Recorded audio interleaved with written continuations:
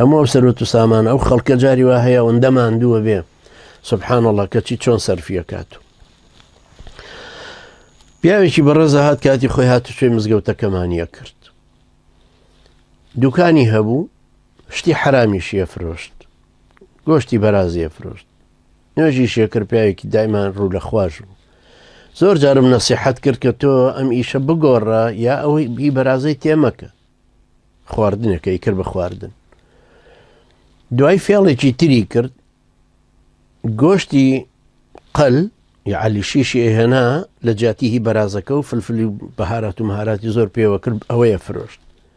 ئێوتم بەڵام ئەمەش هەر خەتەرە چونکە تۆ لەوانە کەسێک حساسیەتی هەبێ بەم جۆرە گۆشتیان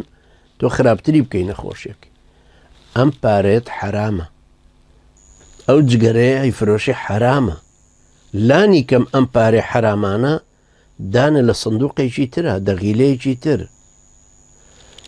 بە قسەی کردم و داینا لە دەغیلەیەکی تر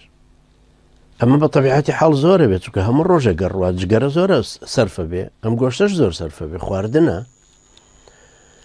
ئێمەش لە مزگەوت سندوقێکمان هەبوو بۆ حرام دامان نابوو لێمان نووسی بوو پارەی حرامێکە دۆزیوێتەوە چه هی ڕیبایەکی هەر شتێکە هەیبێت لە پارە حرامەکە داینێ دوو لە ڕێوەمان کرد بە مەسروفی تەوالێتەکان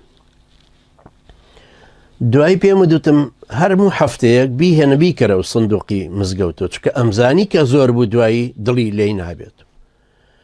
پاشان سبحان الله زۆر بوو پارەکە هەر زۆر بوو لە بەردەستیا وتم برا بیهێنە دڵت بە حرامەکە خۆش نەبێ کورەم حرامە دوایە بێ بە دوومەڵ لێت دوای بێ بە سەرەتان دوای بێ بە نەخۆشی پارەکەی گەشتە هەزاران کڕۆن یعنی با بڵێن سەدان دۆلار دوای سبحان الله تووشی شەلەل بوو هەمووی سەرف کرد حەڵاڵ و حرامی هەمووی سەرف کرد هەر چاک نەبوو ئێستا شەر لەسەر کورسی ماڵی دنیاکە چییە خۆی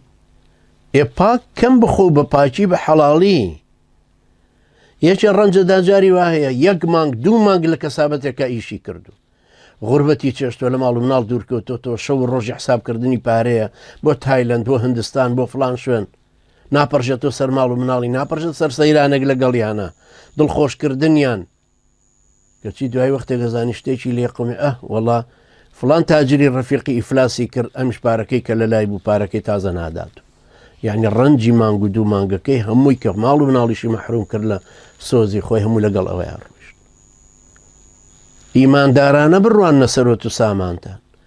ئیماندارانە بڕوانە ئەولادەکانتان ئیماندارانەش بڕوانە پلە و پۆستەکەت کە بەدەستەوە نامێنێ شتێک بکە کە بۆ زەخیرەی قیامەتت نەک بە ئیجتیهادی خۆت سەدان هەزاری وەرگرتووە دینار دوایڵێن باوە تا 50,000 دینارم دا بە فلان ماڵ ئەمە ئیماندارانە نییە بڕوانیتە ئەوە هەر زەکاتەکەت نەداوە جارێ